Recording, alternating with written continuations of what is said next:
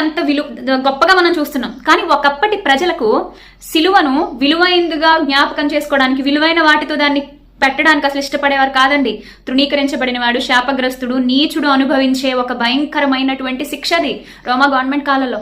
దానిని అనుభవించడానికి తెగించాడు మన ప్రభువు.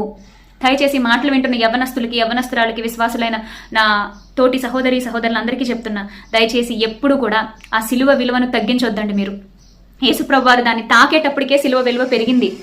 క్రాస్ అనేటటువంటి సింబల్ ఈ రోజు యేసుప్రభు వారిని గుర్తు చేస్తుంది. మీరు ఎక్కడ చూడండి దాన్ని. కానీ ఒకప్పుడు దానికి ఆ విలువ లేదు.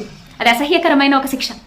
కానీ మన ప్రభు, పరిశుద్ధుడైన మన ప్రభు, పాపులలో చేరక ప్రత్యేకంగా బ్రతికిన నిష్కళంకుడు, నిర్దోషి అయిన వాడు, ఉన్నతమంగా బ్రతికిన వాడు ఆ సిలువను ఎక్కేసరికి నిజంగా ఈరోజు అది మనకెంత గొప్ప నిరీక్షణకు ఆధారం అయిందో చూడండి.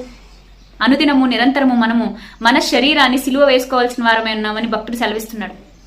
భక్తులు అలాగే బ్రతికారు. తమ జీవితాల్లో సిలువ వేసుకుంటూ ముందుకు వెళ్ళిపోయినట్లుగా చూస్తాం. అంటే ఏదో శరీరానికి మనం మేకులు కొట్టుకోమని కాదు అక్కడ.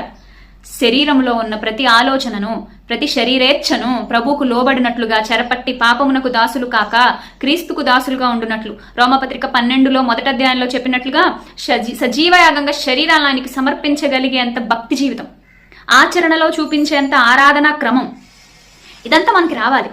ఇది రావడానికి ప్రభు ఎంత యాతన పెట్టబడ్డారు చూడండి.